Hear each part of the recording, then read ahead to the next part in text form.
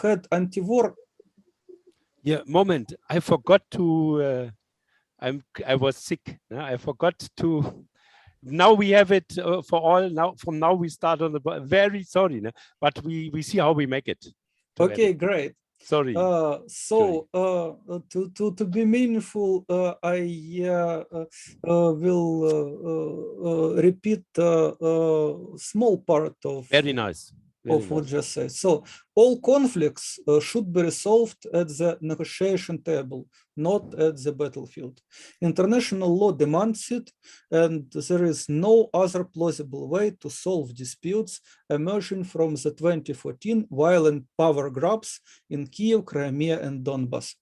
Currently, the mainstream media are hijacked by the war machine, which hypnotizes people talking about imminent war, supposed invasion of the Russian army to Ukraine or Kiev army to Donetsk and Luhansk. But war is never inevitable. War is always a choice, a wrong choice, to be precise. And people of the world should raise voices against the wrong choice. And you can see more people at the streets of Western cities protesting against war with Russia. We had anti-war street actions in Ukraine, and we know about anti-war street actions in Russia. There was statements, including statement of Ukrainian pacifist movement. I give you a link which is published on the website of our friends, Connection EV, which is a German organization, international network supporting deserters and conscientious objectors to military service around the world. Many people call for peace and face brutality of far-right thugs.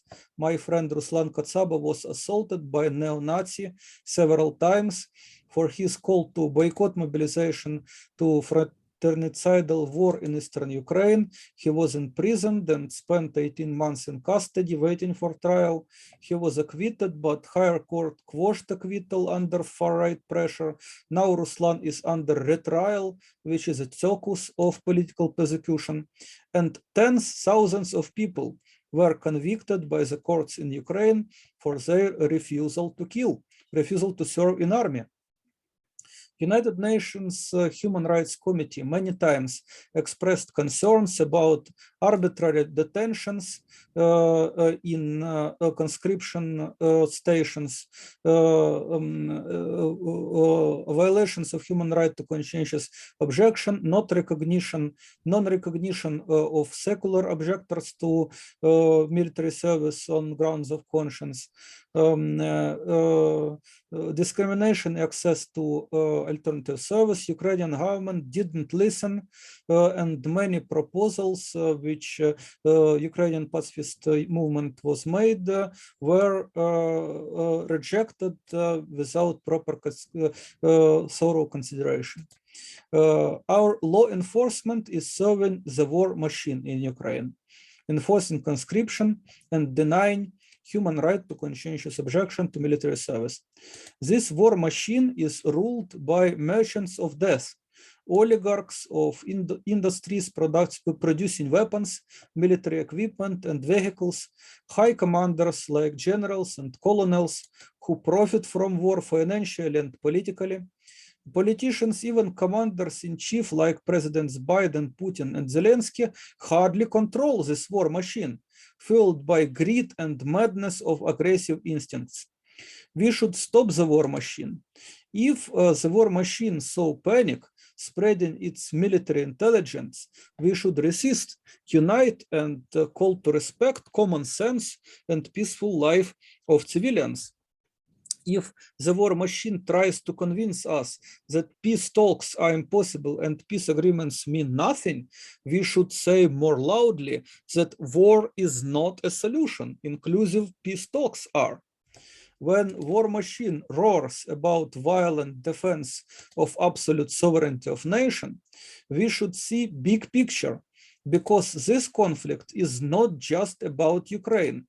It is about emergence of global governance and two approaches to it: governance by gun and military alliances, or non-violent global governance based on mutual respect, common good, and consent of governed. We should think outside the box of absolute sovereignty, think bigger, think peacefully, think democratically. Ukraine and Russia need to develop peace culture, peace education, and peace work programs instead of militarized education, which makes school children and students rather obedient conscripts and soldiers, clients and slaves of oligarchs, instead of responsible voters and creative citizens. As Ukrainian pacifists, as many Ukrainian people, we are grateful for loud voices of truth and peace from the peace-loving people in Germany, in United States, in many countries, in Italy, in many countries of the world. In Finland, we need no military aid, but humanitarian aid for the poor and needy and suffering from 8-year war may be helpful. We need intellectual, organizational, and financial resources to develop genuine peace culture, peace education, peace journalism, and genuine non-partisan mass peace movement, able to stop the war machine, insist on demilitarization and pacific resolution of international disputes. For now, we don't have consistent peace culture, like in Germany or in English-speaking country. Unfortunately, in Ukraine, in Russia, in post-Soviet countries, we have highly militarized culture, and if someone talks about peace here, it means we like to win by military means some sort of peace. With no understanding of this cycle of violence, with no understanding of even basics of theory of conflicts and so on. Widespread delusions of miracles, of resolution of social problems by violence is the most problematic part. This belief in Merkelow's power of violence is the most common superstition which devastated our country and post-Soviet space, and maybe it is one of the main reasons for our economic weakness and our belligerence in many ways. So that is 3 ways in which international peace movement can pacify the growing military tensions between Ukraine and Russia: telling truth to the people of the world, helping those who refuse to kill, and investing in peace culture. Thank you for your attention to this peace-loving message. People in Ukraine, as well as people in Germany, as well as all people throughout the world do not want war. Let's unite our voices to show that our great powers are not war machines, bellicose sovereigns, and great powers of East and West. Let's show that our great powers are in our hearts, in our minds. Let's show that our great powers are truth and love. And we will not tolerate tyranny of war machine. Let's say together, we want peace. Let's leaders here, the people of Earth demand universal peace, nothing less. Okay, thank you very much. Are there questions to Yuri? Please take up your hand. You see down are the reaction. Also unten habt ihr die Reaktionen. Und wer eine Frage hat jetzt, da haben wir den Lutz und die Alwine dazu. Aber ich möchte euch gleich bitten, ich denke, wir gehen ja nicht zu sehr ins Detail, ne, weil wir auch besprechen wollen, ob wir diese Aktion machen wollen und auch seine Meinung noch dazu hören. Also, aber erstmal noch exakte Fragen. Lutz war der Erste. Ja, es war eigentlich eine Beifallsbekundung, aber ich will trotzdem gern was sagen. Also ich finde, das ist ja alles richtig, was wir jetzt gehört haben. Nur wir müssen eigentlich nochmal sagen, was Frieden eigentlich wirklich bedeutet. Das ist ja, wenn man tot ist, auf dem Friedhof ist Frieden, aber im Leben bedeutet ja Frieden ein befriedigendes Leben. Und das will ja im Grunde jeder. Das will der Putin und das wollen auch alle amerikanischen und sonstigen Rüstungsfabrikanten auf der Welt. Die wollen alle ein befriedigendes Leben. Bloß die Vorstellungen, die davon kursieren, wie das funktionieren kann, da denke ich, da ist das schon falsch, wenn man glaubt, das Leben sei nun mal so ein sozialdarwinistischer Wettkampf.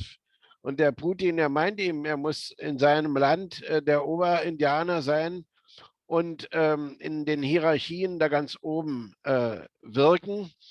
Und das geht nicht mehr. Ne? Wir müssen also als Menschen alle lernen, uns friedlich jeder mit jedem zu verständigen. Und ich glaube, das ist eine Qualifikation, die jeder einzelne Mensch auf diesem Planeten heute braucht, nämlich erstmal zu verstehen, warum jeder von uns eigentlich jeden Morgen aufsteht und was jeder von uns im Grunde wirklich will im Leben immer wieder. Ne?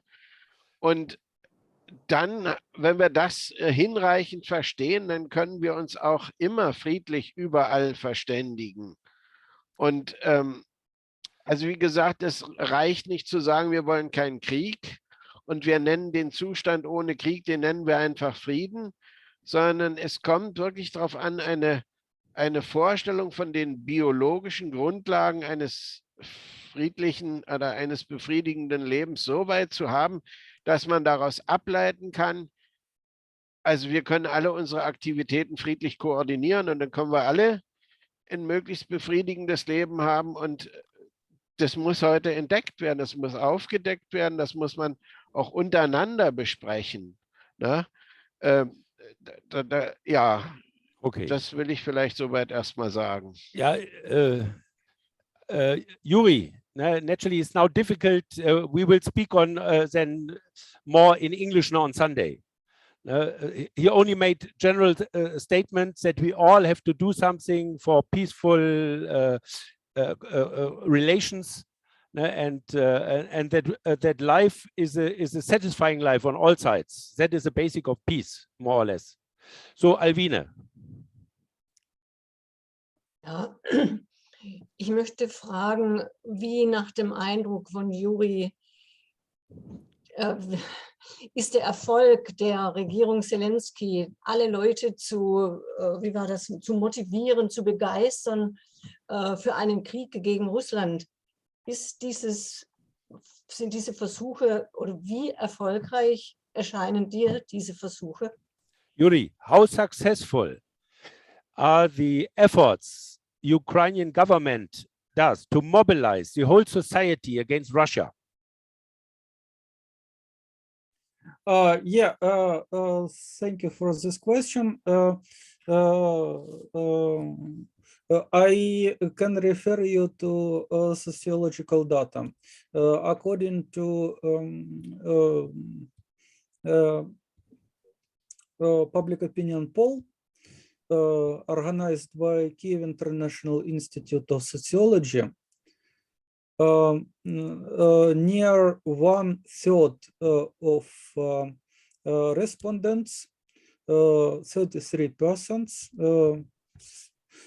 are ready to fight Russia using weapons.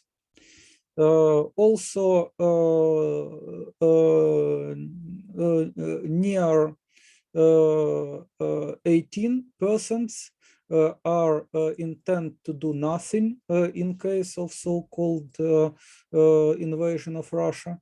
This 18%, I presume, people who are very skeptical about war, and with some development of peace culture, it can be. Of course, there are people who are not care some maybe antisocial elements probably, but many of these people should be critically thinking about war people. And also it is another indicator.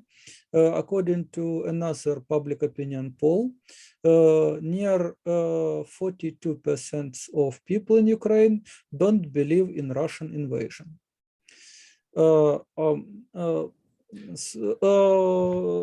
Unfortunately, our media are successful in spreading hatred to Russia and in blaming Russia.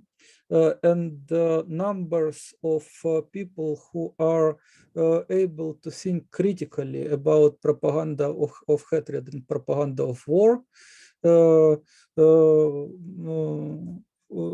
according to some indirect indicators, we can see that many people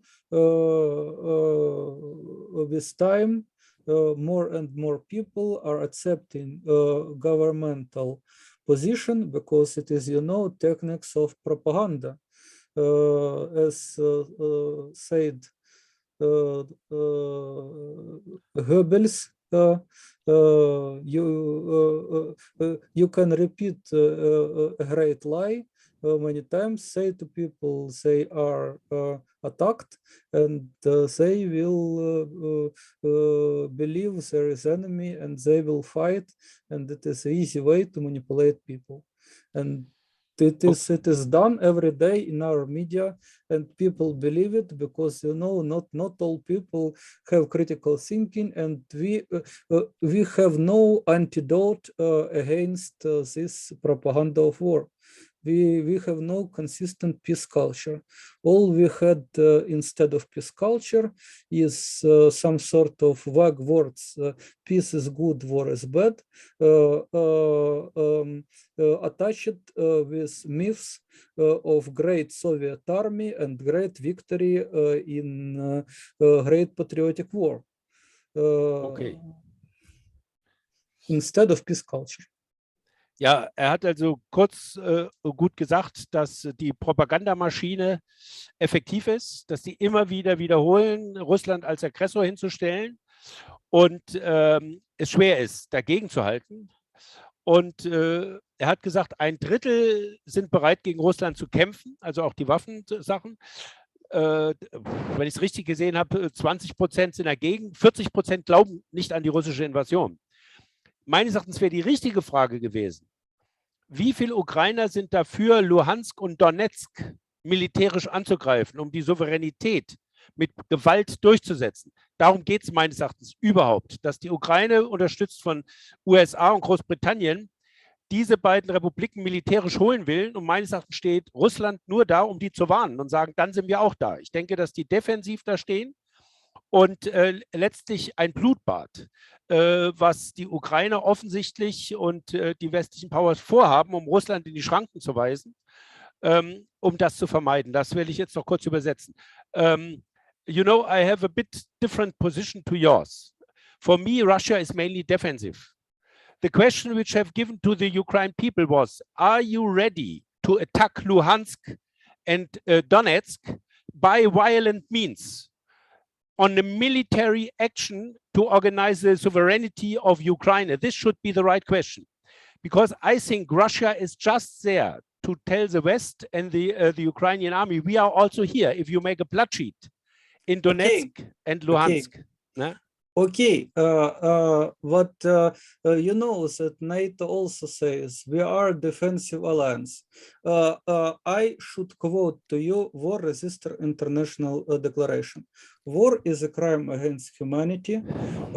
Therefore, I am determined not support any kind of war and to strive to removal of all causes of war. Any kind of war, it is according to a very wise comment which was made in 1925 year. It means both aggressive or defensive. Why so? Because, said our wise man who thought a lot about it, because any war in today's society is alleged to be defensive. And there are many technologies how to pursue arrogant and aggressive goals and behave like you are not aggressor. And I assure you that any country which have an army only because of that is aggressor. Okay.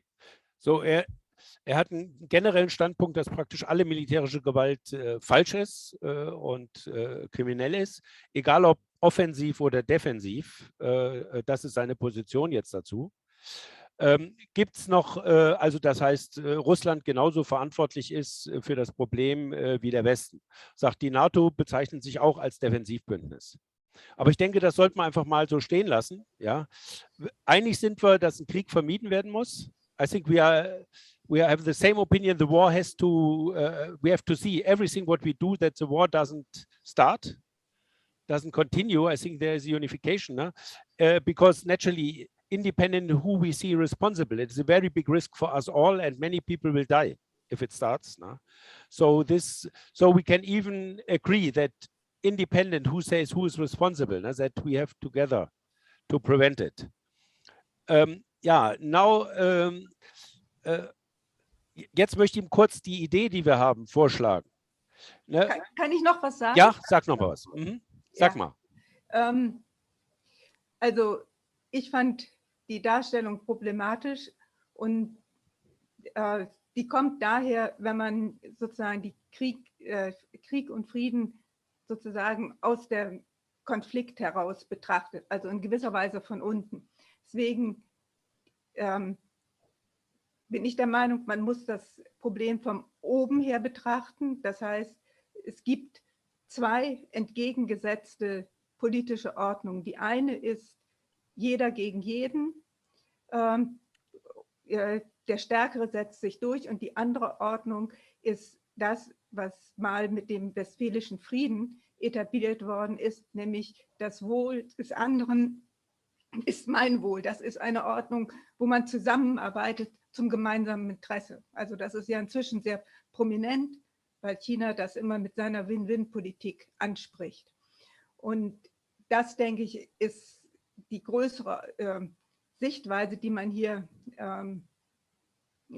einnehmen muss. Und der Westen hat offensichtlich eine Strategie, dass sie sich als die Stärkeren durchsetzen wollen. Die unipolare Welt, darum geht es ja letztendlich. Und das fällt eben zusammen mit dem Zusammenbruch des westlichen Finanzsystems. Und das ist, denke ich, der Hintergrund dieses ganzen Konflikts. Putin hat ja auch gesagt, wenn es eben nicht die Ukraine ist, dann ist es halt was anderes. Das ist jetzt quasi nicht so entscheidend. Also den Ukraine-Konflikt kann man sicherlich lösen. Das ist nicht so ein großes Problem. Es hat natürlich auch soziale Probleme dort. Soll ich das gleich noch ins Englische übersetzen? Ja, wäre super. Mach das noch. Yeah, I think the approach of your speech was in a certain sense wrong, because you have to look at it not from underneath, from the concrete problem, from the conflict in the Ukraine, but from above. And then you can see two opposite ways of viewing the world strategic situation. One is everybody against each other, nations against each other, military blocs against each other. And the other approach is the one as the approach of the Westphalian peace, that we say the well-being of the other is my own well-being. That's a world where you collaborate and understand that working together is the only way that you can come out of this situation. And that means, for example, economic development, and that is the way you can overcome conflict, and people can, is also in situations like Ukraine or Syria, or, you know, where you have this, also the social conflict, people can see that when they collaborate, it's for the good of everybody. Okay, danke. Mhm. I agree with you. It is indeed a choice between non-violent cooperation of violent competition. And I said about it when I give analysis a conflict, as well as I explained earlier what is facts which can help you to came to conclusion who is more or less aggressive. And we have at the field observers from Organization of Security and Cooperation in Europe. What a nice name of this organization. And their monitors from Special Monitoring Mission in Ukraine are denied by both sides, because separatists in Donetsk and Luhansk and the government in Ukraine place weapons which are prohibited by Minsk agreements, by the Minsk protocol. They place weapons, they place people, military vehicles on positions convenient for waging war. And both sides do that. And both sides said we are defending from aggression. And there are shelling of urban housing on both sides. According to some data, it is problematic to verify, but it is usual claim that there are more victims among civilians on the side of separatists. Okay, hat also gesagt, dass die Beobachter der OSZE, dass beide Seiten die nicht reinlassen, weil nach dem Minsker Abkommen ist es verboten, Waffen dort an der Frontlinie zu halten. Er sagt aber, dass es mehr tote Zivilisten gibt in diesen beiden, in Luhansk und Donetsk. Ne? Aber ich wollte noch sagen, Barbara, du hast natürlich eins dann nicht übersetzt. Du hattest nämlich gesagt, dass du glaubst, dass der Westen dominieren will, die Welt. Ja, und das dahinter steht, und das hattest du jetzt nicht in deiner englischen Übersetzung. Yeah, it's true. I forgot one part, because what I said, that it's the approach of the West is the unipolar world, and that this is the driving force, especially because the Western financial system is right now collapsing, you know. And on the other side, you have this very, very important declaration between Russia and China, which actually is more or less the same things. It's contains more, but it has a lot of the principles of the 1955 Bandung Conference. So it actually includes all the hopes of the development countries in this, and I think that's also a game changer. And that I have to say something about that. Okay, dann say. Yes. Yes. Warte, ich will es noch ganz kurz sagen. Ne? Sie hat Bezug genommen auf die Vereinbarung jetzt zwischen China und Russland und sagt, dass das die Kräfte, dass es das neue Spiel ist, weil tatsächlich ich weiß nicht, lest diese Erklärung, die ist meines Erachtens auch ziemlich gut. Die bezieht sich ganz stark auf die Vereinten Nationen, auch auf die Bandung-Konferenz, die erste Konferenz sozusagen der farbigen, wie sie es damals genannt haben, Völker, also der Kolonialgebiete und Chinas zusammen in Indonesien in den 50er Jahren, aber auch bezieht sich ganz stark auf die Menschenrechtserklärung, wofür sie sagen, treten sie ein.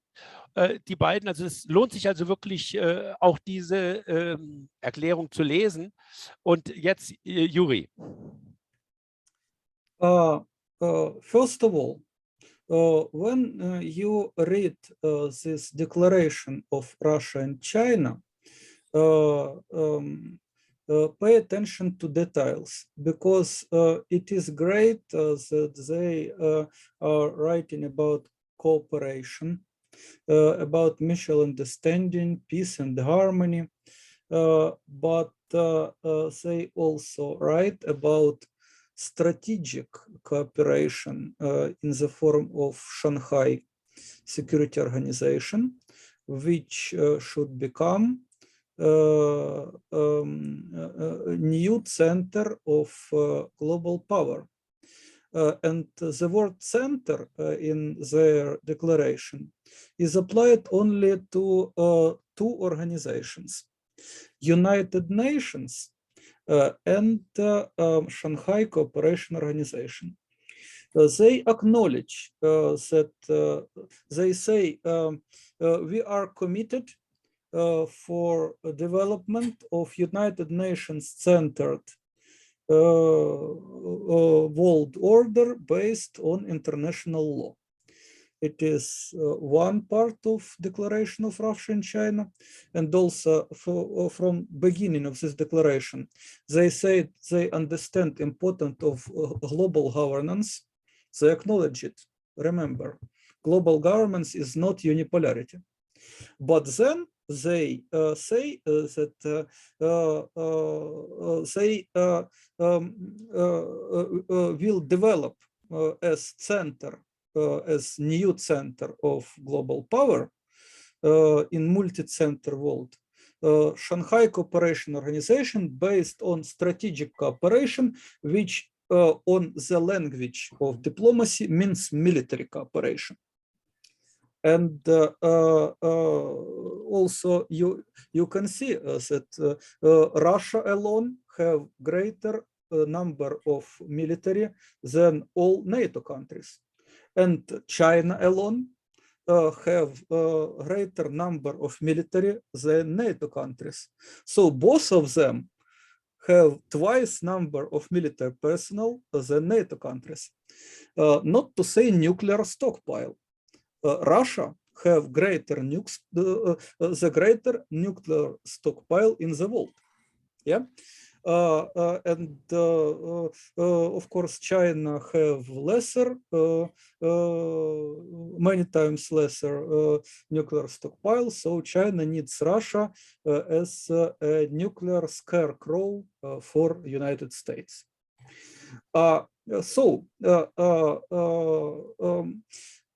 Now Russia and China are wannabe hegemons. We have attempt to establish global military hegemony by United States.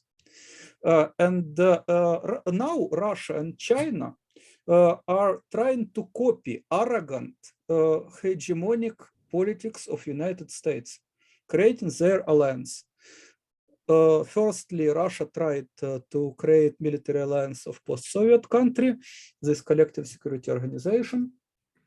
And now it is greater coalition. You know, theory of conflicts say about that.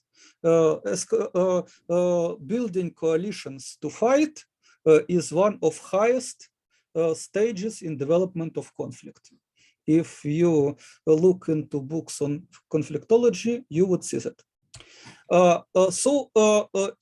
In my view, current situation is not competition of the East and West, it is superficial. We have more important thing, which on which depends future of whole people on the world, whole humankind. It is a competition in our hearts and minds between culture of war and culture of peace.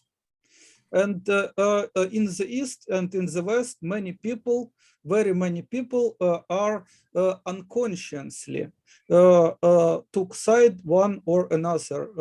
They are possessed by culture of war and believe that life is war, or they know how to achieve peace and happiness in life. They know nonviolent technologies and they apply it. Of course, there are not many consistent pacifists, and there are not many consistent warmongers.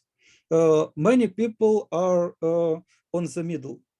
We pacifists are a small group, and we are trying to educate other people to make peace culture more developed and to overcome this horrible culture of war. And a global process which we have now, it is emergence of global governance. Why global governance inevitable? Not because on the East and on the West it is recognized. It is a necessity of global governance recognize Russia and China in their statement, and it is only recognized thing in the West. Mainly it is because we have a reality of a global market and a global civil society, global market of ideas. If you look into school's curriculum in any contemporary country, you will find very similar things. Then global market of finances, global market of goods, global market of labor. But of course, global market of ideas is maybe the most important, because using internet and other channels of communication, people in every corner of the world can talk, and they talk, I assure you, with people in another corners of the world. It is global planet, and this global market needs global governance. Okay, so let me short translate. One moment, shortly finish. So it is two ways to establish global governance. One way is archaic way, governance by brutal force, tyranny. And second way is governance by coordination, by incentives and interests. Non-violent governance, and that is our future. For that we should build peace culture. Now you can translate. Okay, hat kurz gesagt, dass in diesem von China in diesem Agreement es zwei Positionen gibt. Einerseits sagen sie, ja, es muss die Vereinten Nationen müssen das globale Organ sein, dass praktisch diese globale Kontrolle oder Regierung und Koordination machbar ist. Zweitens sagen sie aber, diese Shanghai-Organisation, das heißt, sieht er als militärische, strategische Institution, dass die das Zentrum sein müsse.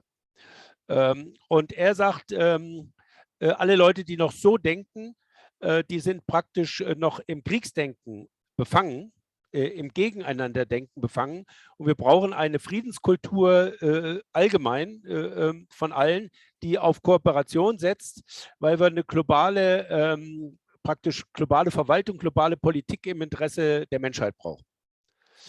Ja, dann Alwine. I have a quite personal question to you, Yuri. You are an activist of the peace movement. How do you feel in your personal life? Do you feel, or do you suffer from repression?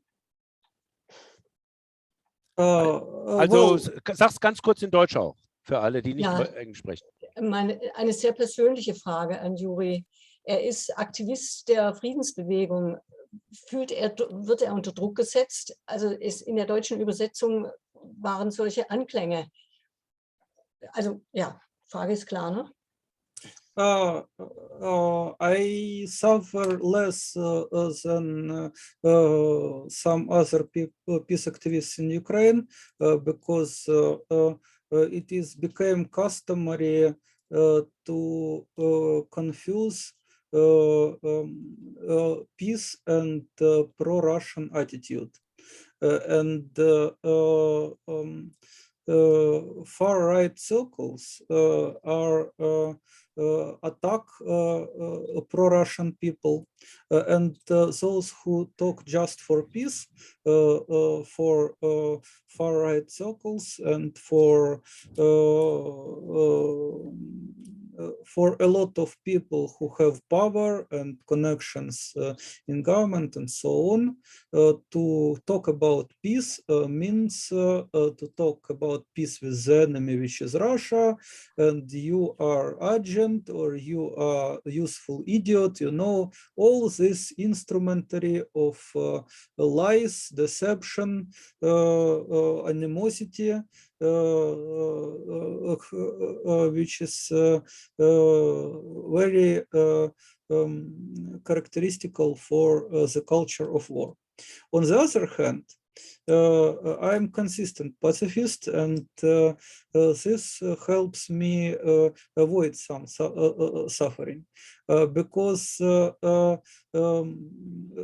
there are no enemies for consistent pacifist. Consistent pacifists criticize all arrogance and greed and hate on all sides, and consistent pacifist suppresses his or her own instincts, sometimes magnetizing some sort of hatred. Pacifists just reject it, says I say to myself, I should not have enemies, I should speak politely, and I should try to understand every people, and even when I know some unpleasant things, and even if I know that for some people, including more or less powerful people, there are real facts which for many people make them, you know, guilty of some wrongdoings. Pacifists should always think from perspective of peace, and talking about achievement of justice. Justice should be achieved in non-violent way. Martin Luther King Jr. once said beautifully that we should achieve justice without violence, and that is very important notion. Yes, there were incidents involving me personally. Some idiots painted hate messages on my door in my house. Also, before I defended my PhD, some senior colleagues said to me, if you don't stop your peace activism, it would be very hard to you to defend your dissertation. But I did it, and Ministry of Education and Science approved my dissertation. So consistent pacifist learns how to overcome structural violence, without hatred. Pacifism is not only a dream, moral values, not only even ethics and philosophy. Pacifism is also should be and partly is, partly should be created and developed pragmatic scientific technologies, institutions of real and powerful truth and life in our social interactions. And as a scholar, I am trying to collect this knowledge, to disseminate this knowledge, and to develop this knowledge. And in some examples from my personal life, I see that in some cases I succeeded, in some cases, as always, every human makes mistakes. So I try my best to make pacifism not just moral position, but evidence-based politics leading to peace and happiness in the world. Okay, also er hat gesagt, er ist nicht so stark unter Repression wie andere, die Frieden und für Russland eintreten. Die stehen unter starkem Druck.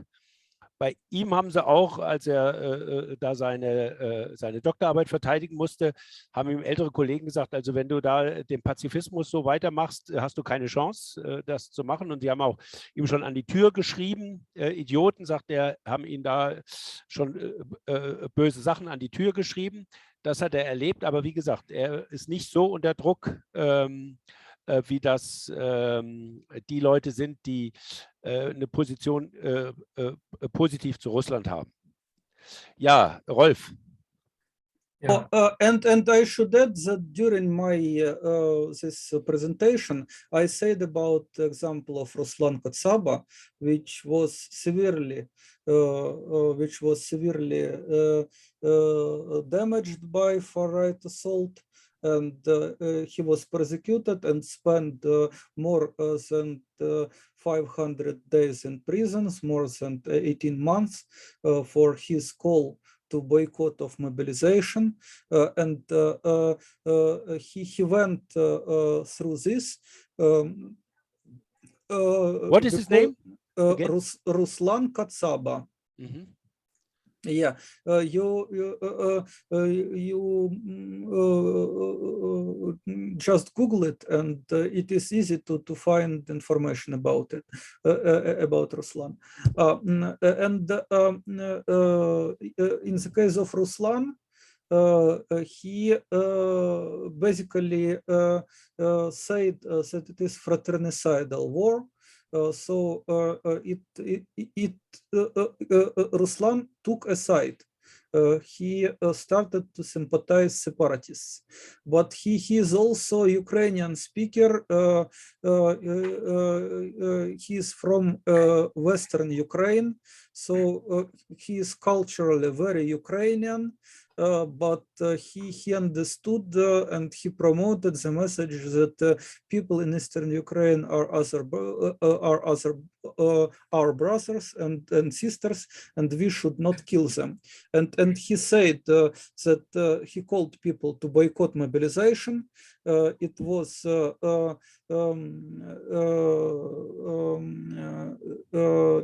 he was prosecuted because he was accused in treason because of his call to boycott mobilization. He was imprisoned.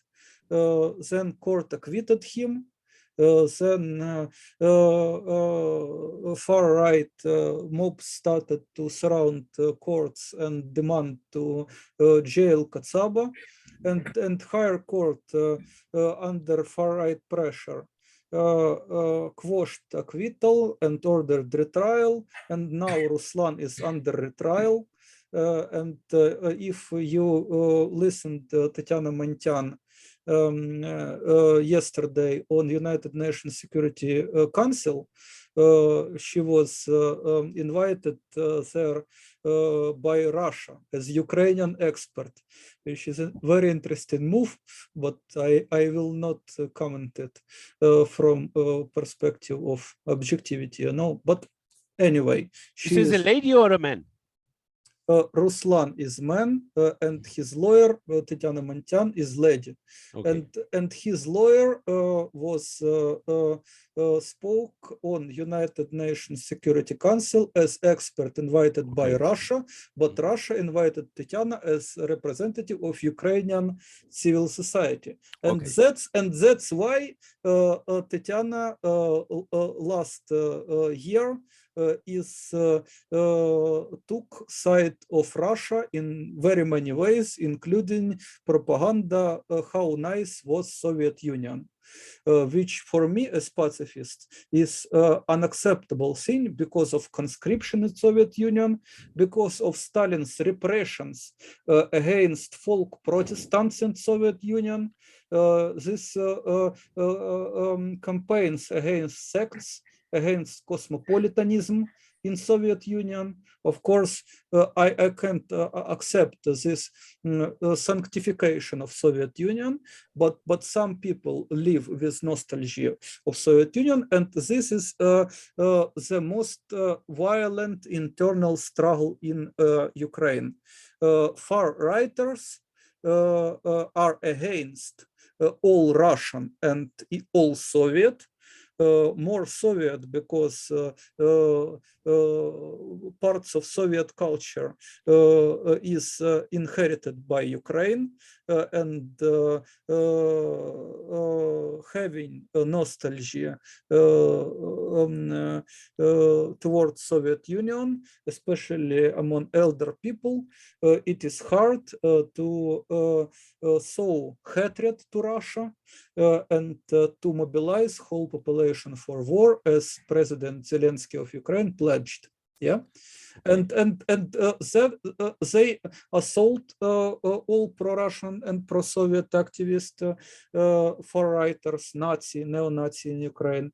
But this some pro-Soviet, especially leaders of pro-Russian and pro-Soviet opinion, are too very nationalistic, and if you compare rhetorics of Ukrainian Nazi and some sort of propagandists of Russian culture and Soviet heritage, you see many similar things. It is culture of war. It is not culture of peace.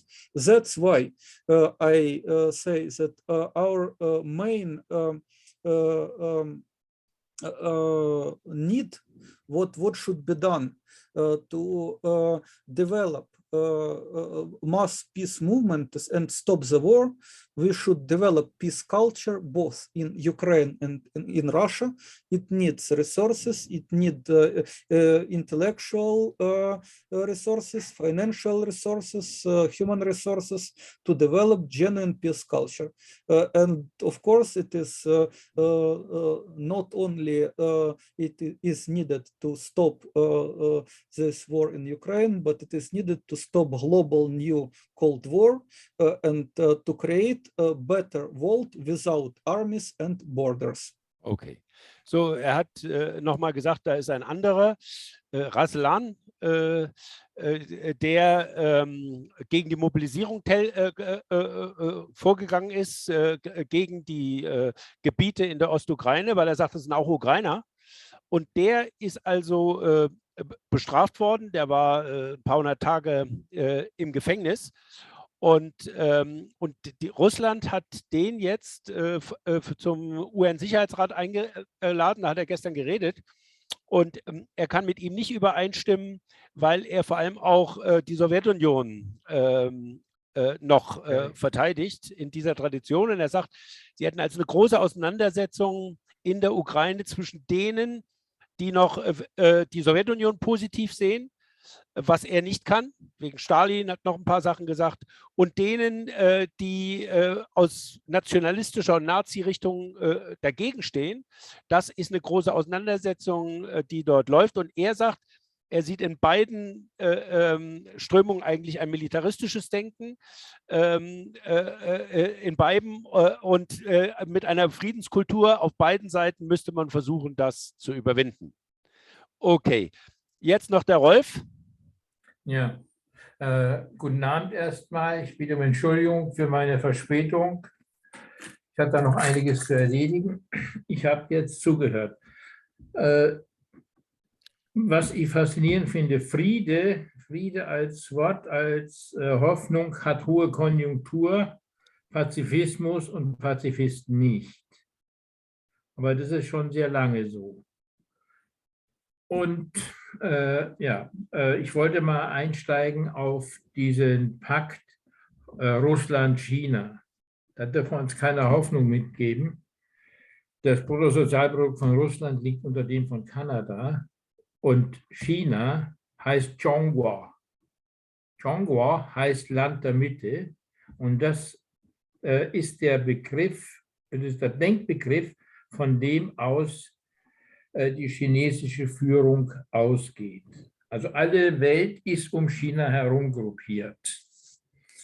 Und China legt keinen besonders großen Wert darauf, sehr viel Geld für Militär auszugeben. Das haben sie schon vor über 1000 Jahren sein gelassen, weil sie haben ausgerechnet, wir haben genug Möglichkeiten, also wir haben genug Personal, wir haben genug Mittel, Kriege zu führen, aber es lohnt sich nicht. Ja, also und das heißt also, Russland wird wenn es dumm läuft, ein Anhängsel von China werden. Und der Rest der Welt wird sehr große Mühe haben, sich gegen China zu wehren. Wir als Pazifisten sollten mal anfangen, darüber nachzudenken, warum wir so wenig populär sind, warum wir immer noch irgendwo am Rand herumkrebsen und herummachen, ohne dass wir in der Gesellschaft ausreichend gehört werden. Also ich bin auch der Meinung, die einzige Möglichkeit, die die gesamte Menschheit zum Überleben hat, ist Frieden. Wir können uns schlicht und ergreifend nicht mehr leisten, da mit irgendwelchen Waffen herumzufuchteln und dicke Muckis zu leisten. Die Welt ist gerade am Untergehen. Das heißt also, wir müssen einen Krieg gegen die Dummheit der Mächtigen, gegen viel andere Dummheit führen, ja, ohne Waffen. Und wir müssen sehen, dass wir Situationen schaffen, in denen wir einfach unsere Existenzgrundlagen retten. Okay. Ja, und dann vielleicht für die Leute vom Westen die Grenzziehungen zwischen Polen, Ukraine, Russland, Litauen, Polen, die waren in den letzten 200 Jahren äußerst beweglich. Was will ich damit sagen? Es gibt also in Ostpolen, in der Ukraine, in Russland, ums Schwarze Meer herum eine ganz breite Kultur, in denen viele Völker die meiste Zeit friedlich zusammengelebt haben und haben sich auch gegenseitig befruchtet. Vielleicht sollten wir uns an diesen Teil der Geschichte erinnern. Der Isaac Babel, der Isaac Deutscher, Trotzki haben da oder Scholochow haben wunderbare literarische Vermächtnisse hinterlassen, an denen wir uns orientieren können. Wir können uns auch an Bulgakow orientieren. So, das war es erstmal ganz, ganz grob. Okay. Ja, ich wollte jetzt doch, dass wir nochmal zu der Aktion kommen, die wir vorgeschlagen haben von der Internationalen Friedensfabrik und mal Juri erstmal dazu fragen, was er dazu sagt. Juri, Gorbatschow has offered to the world to make this, what you said, a world inside policy for the whole world. And he gave to the West all what they wanted. He said democracy, the people, the other countries can get independent like East Germany. And you know, they promised him then also, yeah, we make a common security system in Europe. He said we built the European House. So this is, he offered them. I don't know what else Russia should have done. All what they criticized, dictatorship, he said, yeah, we can do everything. We can make your market system. We can do it.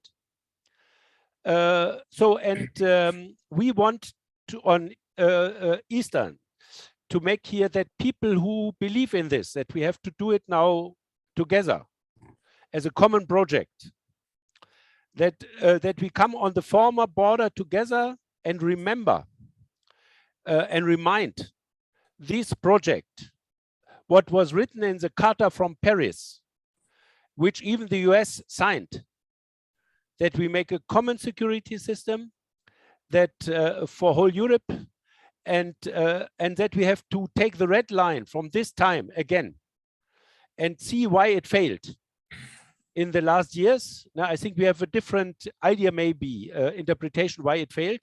This we can discuss another time. But independent who interprets why it has failed, that we come together and said this project we should continue, and we want to mobilize that we make a networking on the ground from East and West, because we have seen the politicians were not able to realize this project of a common European house, including Russia.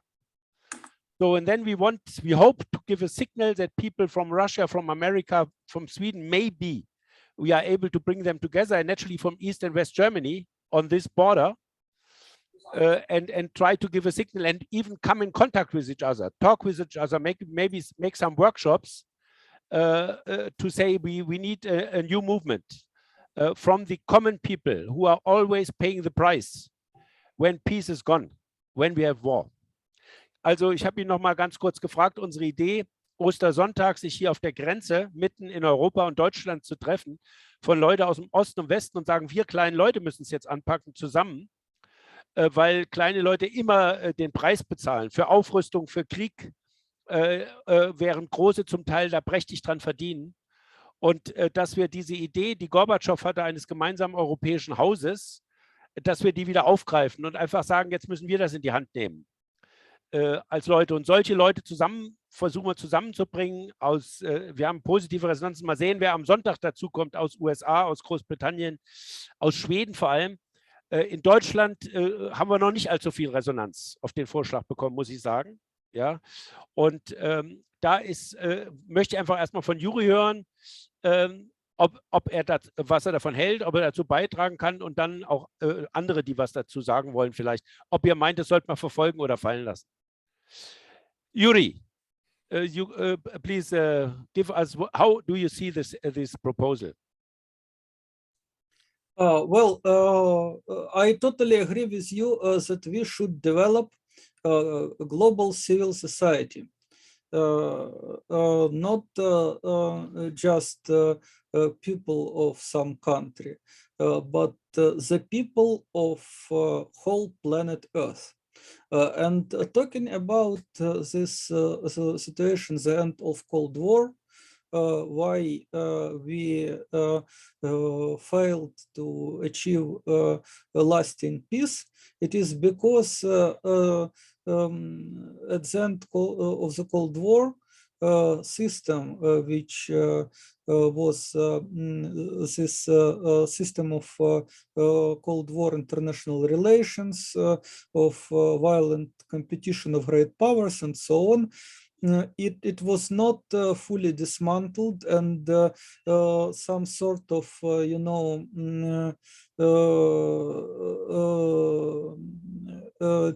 ceasefire in 30-year-long was based on half truth, half steps, distrust, mutual distrust, and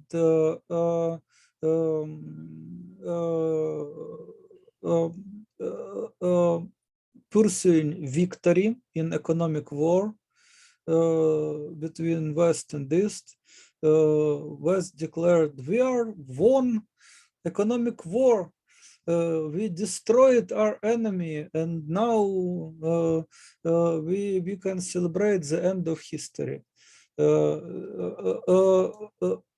This attitude only this attitude is so vivid, so powerful part of war culture, because any claims of peace by victory are not establishing peace, and any celebration of victory is a step towards new war. It is self-evident truth. When treaties of nuclear disarmament were concluded, long-range missiles were not destroyed, only short-range missiles.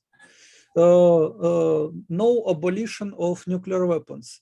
And now when majority of nations in the world voted on the General Assembly of United Nations, we should get rid of nuclear weapons. We should sign and ratify Treaty on the Prohibition of Nuclear Weapons. When this treaty was ratified by many countries, and now it is in legal force. NATO refuses to commit to Treaty on the Prohibition of Nuclear Weapons, and Russia refuses to commit, and China refuses to commit. Yeah. So they all talk about democracy, but when majority of nations voted against nuclear weapons, they say, no, we will not surrender our nukes. We should have our power to destroy the whole life in the world, because we are great powers. And this is the main problem. This notion of sovereignty, national sovereignty and imperial sovereignty. National sovereignty, for example, sovereignty of Ukraine. What is it is mean for nationalists? Sovereignty for them, it is when they can impose on every citizen obligation to speak publicly only on the state language, on Ukrainian language. And if someone speak, for example, in Russian, or trying to teach in school, for example, courses in Hungarian, it is violation of law, and it should be punished. It is for them some sort of sovereignty. The state, i.e. the government, i.e.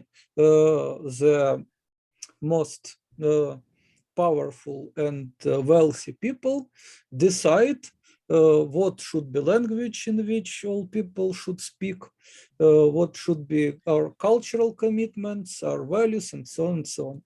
Okay. And for so-called great powers, what is sovereignty? For them, it is absolute unchecked right to have spheres of influence, to influence other countries. Furthermore, but let us come, please, because the time is more or less over now. Do you think if we make such an action here in Germany on the former border, that you could come and that people of Ukraine would be ready to join us, such an action, or do you think it is meaningless? Most of people of Ukraine are poor and have not enough time and not enough money to participate in such action in Germany. I also am not a wealthy person. And when I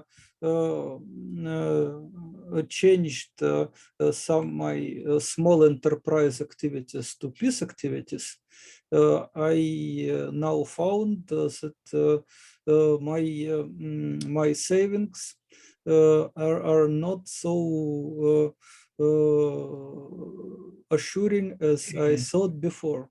No, but look, if we can organize a fund which support the traveling costs and naturally accommodation here. Yeah. Would you come to such an event or not? Or you think it's not possible? Interesting idea, but you say it is 17 April, yeah? Exactly. It's Easter. Here is Easter Sunday. You have there are maybe another Eastern time, no? But here's Eastern Sunday. And I was invited on other action in Germany, as I remember, on 18. So theoretically, it is possible to take a part on both, but first of all, I'm not sure that they wrote to me that action probably might be online because of COVID restrictions, and also it might be some formalities concerning COVID preventing for traveling. Also, I should check my academic schedule. Because of course when I should lecture my students, but of course I like this idea to rally a peace with friends. I already agreed on this action Ostermarsch or Eastermarsch. It is so, yeah. Yeah, we have, this is a tradition when they started again to, in Germany, they wanted also atomic bombs in the 50s. And from this time, there are peace marches on Eastern against militarization, against that Germany got an army again and so on. And there, in many towns in Germany, on this weekend, there are marches. Yeah, it looks like a great idea, and if I have time, if I have resources, I would possibly agree with whole my heart. I with all peace-loving people, especially in such it is spirit of Easter, you know. For Christians, it is love. It is. And if we would invite this Ruslan also. Of course, and probably, for example, when if I can't came, maybe if maybe he will came, but he didn't know English as well as I, okay. And I'm not sure that he speaks German well, but he was in German several times, and. No, I didn't hear how he spoke German, so probably he speaks only Russian or Ukrainian. And another question, for example, if these we get more support for this idea, yeah, and we would make a Zoom seminar, webinar in Russian, and try to invite Russians and Ukrainians, and could you then translate? Yeah, if it is webinar, I will participate as for translation. I will rather be speaker than translator, you know. Okay. Do you know a good translator, objective translator from English to Russian? No. Okay, then we have to look for someone if we want to make this project. So then I thank you very much. Yeah. And maybe we make, if we see on Sunday, yeah, Sunday we will see us again. If we see more people buy this idea and we come forward, then we might sure make other seminars together. Hopefully now, we hope it doesn't explode. For me, I see the risk very high. I see it different to you. For me, it is like this, that the US want to keep domination, and they know every day where is peace, they lose relatively towards China. Russia is not really a competitor. Yeah, they have military, are strong, but if it stays peacefully, China will be the first, if they are not already, economically. And economy is the base of politics and of military at the end. And opposite what you said, Americans spent so much than the next 10 nations together. You know, today is not the number of soldiers. It is mainly the equipment. And in fact, really, hatte der BBC gesagt, er sei nicht gegen wer ist das jetzt? Wer macht hier jetzt Theater? Wer ist hier drin? Bitte rausgehen. Oh, wei. So, yeah. So then that in fact US spends as much as the next 10 nations together. I think 3 times more than Russia and China. And this we have really to see from my point. And the US, you know, the US very clear says we have the right to lead the world. This they say. Yes, but they say it. Let's remember that every man can have a right to participate in public governance. Not only the states can participate in public governance. According to Universal Declaration of Human Rights, every human, every person have a right to participate in public governance. And talking about economy, for me, the main indicator how aggressive nation is a comparison of spending on the military and on diplomacy. Diplomacy, building of international friendship, and military, preparing for war, waging war, animosity, and so on. For United States, they spend annually more than $700 billion on the military, and they spent on the diplomacy $65 billion. So it is 1 to 10 or 1 to 11. For Ukraine, for example, budget of military of defense 24 times more than budget of the Ministry of Foreign Affairs. It is index of aggressiveness of Ukraine. For Russia, it close to Ukraine. It is like 20. So, of course, size of army, size of investment, what you say, it is important thing. But you should first of all see what is proportion, what part of national wealth nation invest on war, and what part of national wealth nation invest in peace. For Canada, for example, very interesting. For Canada, it is 1 to 3. Canada spends on the military 3 times more than, not to say about countries who have no army. I love Costa Rica. Do you watch this beautiful movie About Peace? It is incredible. They had army and they get rid of it, and they now spend money on education, on healthcare as civilized people. Yep. But more or less I wish the it for hegemony Ukraine of the and US. for Germany. But they are very much under hegemony of the US. I can also tell you, Costa Rica. No? You have not. You have really to see it how influential they are there. But this Can we I can. say one thing? Yeah, please.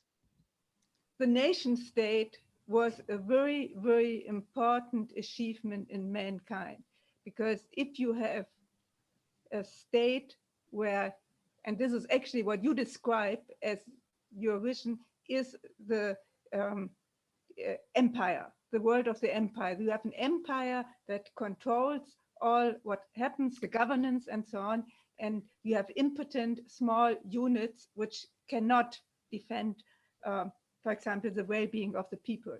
The nation state was connected to the idea of the public good and the well-being of the people.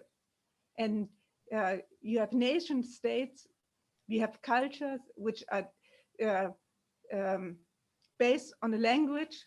So without a language, you have no democracy, And you see it in the EU. In the European Union is not democratic at all, because who knows in Germany what's going on in Romania? Yeah, we hardly know what's going on in France and Italy maybe, but what is going on in Eastern Europe, nobody knows. And you know, and you have no common discussion. No, it's controlled by above. And the nation state was, and you know, then what you then need is something what de Gaulle said, you know, for Europe, a Europe of the fatherlands. You know, it's the concept of the Westphalian peace is that the nations see that when the other nation is in,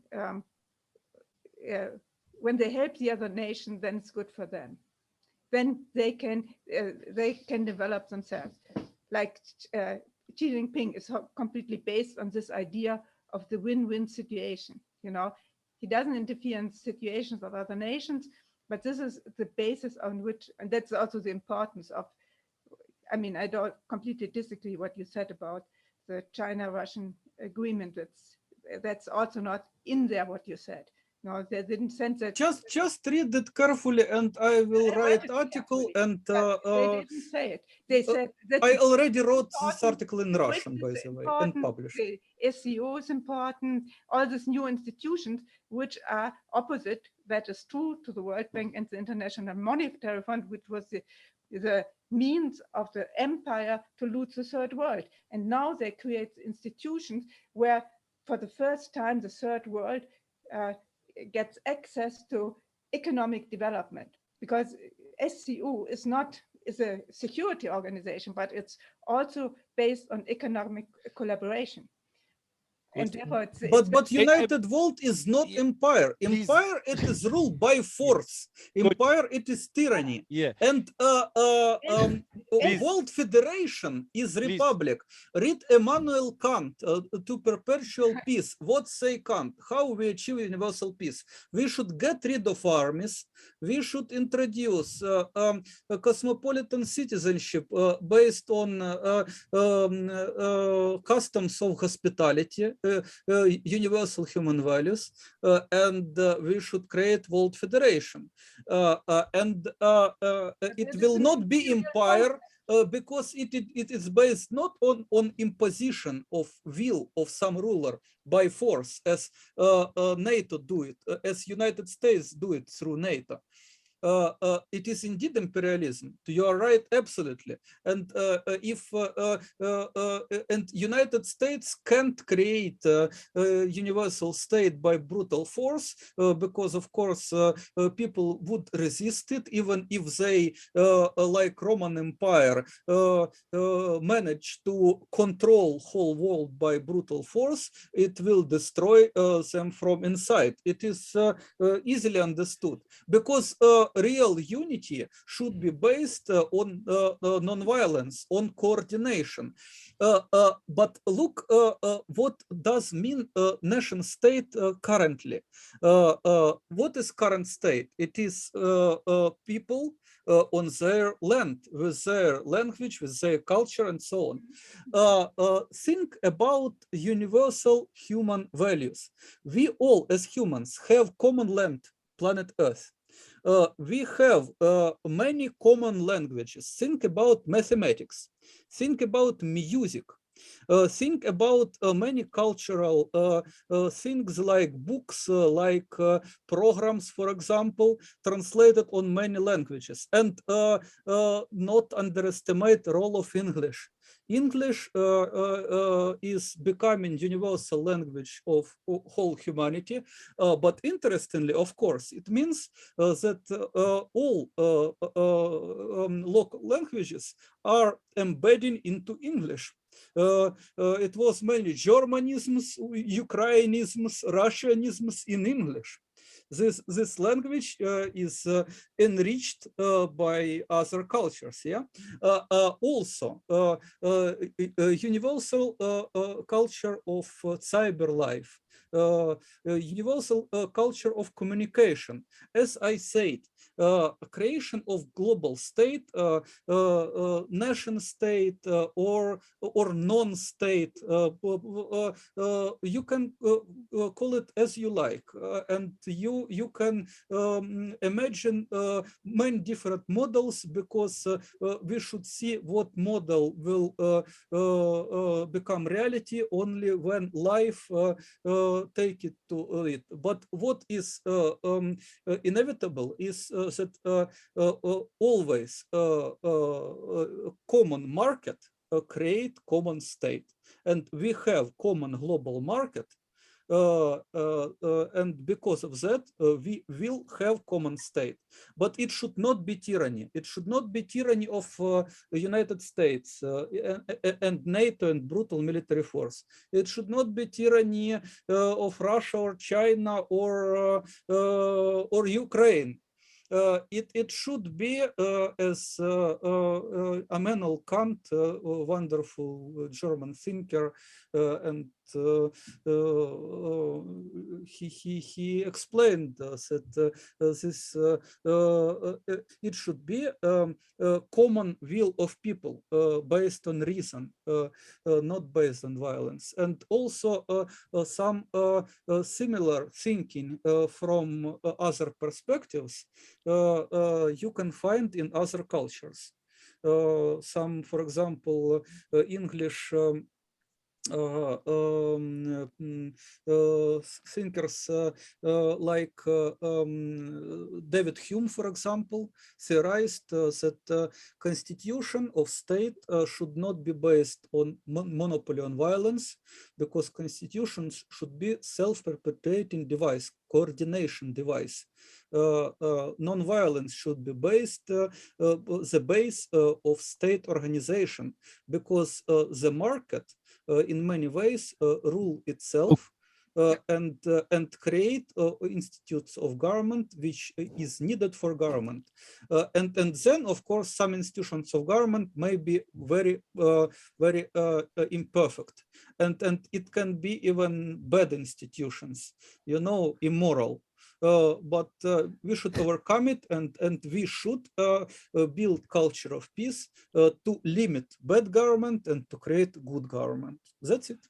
Okay. For the world. We can make a special workshop on this topic. No? I also think with you that Immanuel Kant's writing about the perpetual peace is a very important thing, can give us a good orientation. This we can one time discuss in how we can use it. So now, please, I think it was here. It is for us not usual that we speak with people from Ukraine, even from other people in common seminars. I think from this point is a good step forward.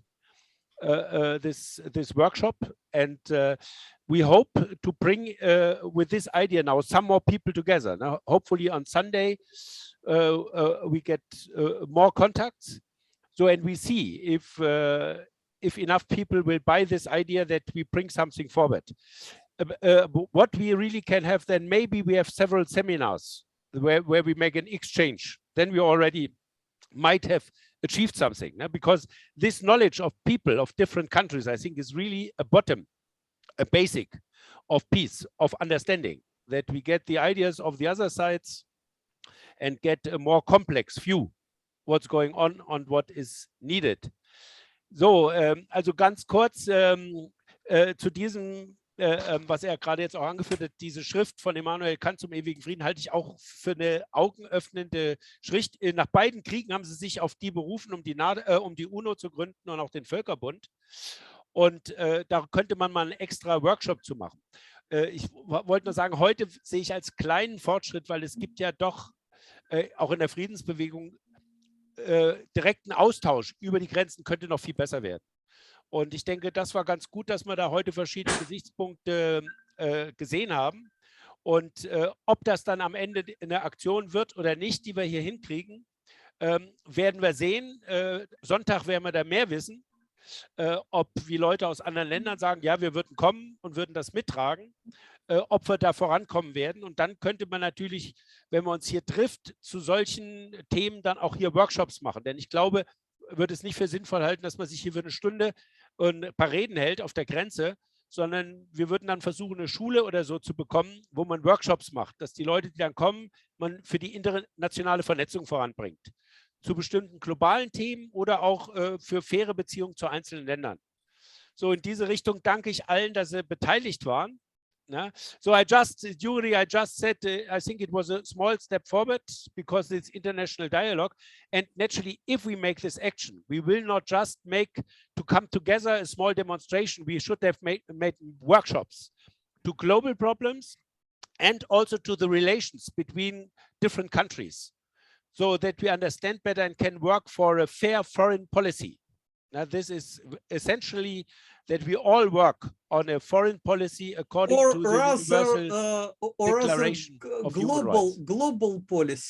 Global policy aimed that no man should be foreigner to other men. Yeah, for me, is the basic of this is a good foreign policy in every country in the sense of global policy. Nobody is alien.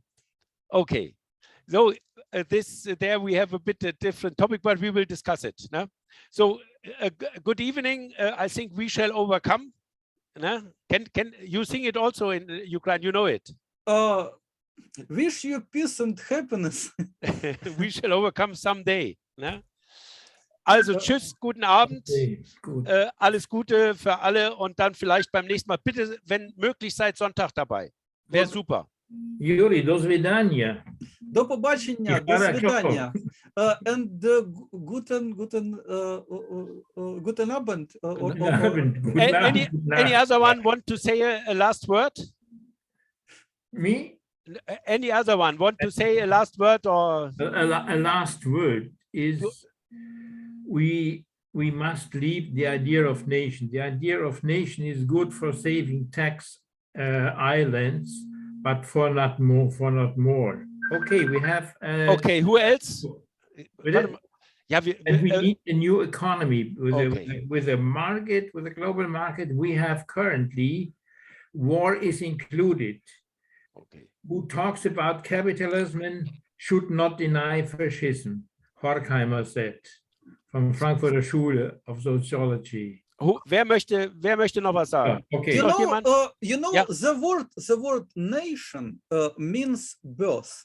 So nation, it is basically motherland or fatherland. And according to Universal Declaration of Human Rights, every man on our planet, according to universal agreement of all leaders on the planet, and this declaration, by the way, is learned in any school class on the world, even in authoritarian states. No, in Germany, people don't know it. I can really tell you it's not taught here. They know it because BPB work on it. No, they don't. Please, I can really tell you. I come in schools. I'm going since 20 years to school. I ask, what is the Universal Declaration? Maybe they've heard the name. It is not taught in Germany, I tell you. This global view, we are one human family, is in German not taught. They are nationalistic, mainly taught. I can really tell you. I have all people know that all people are born equal. All people in the world are born equal, and they don't teach it. And our common motherland is planet Earth, and it is fatherland, and it is whatsoever land. This is the idea of Universal Declaration of Human Rights, but I really can tell you, nearly no one has read it in Germany. Very few people, and it is not in the identity. So it's not only in East Europe. Here, I really can tell you. This is also what Western values most people even don't know where they are based in this UN Charter, which are very good, and the Universal Declaration and the compact of social and civil agreement later. No? But really also here, the teaching is very, very small about it.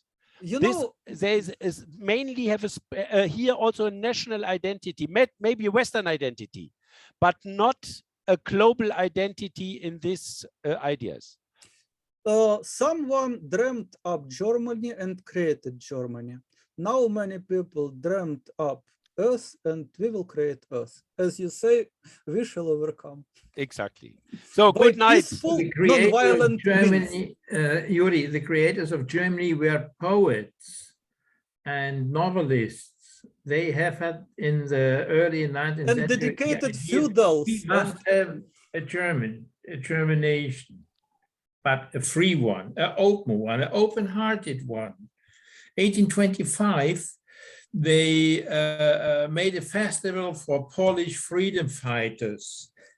This is something nobody is able to think this currently. Translation of Bible in German, Martin Luther. Oh, forget it. Yeah, Forget it. for Okay. 1817. Of course. Yuri, it's very Please, before the last one has left us. Yeah? it's very anti-Jewish, anti-Hebrew translation. Forget it. It's only good for creating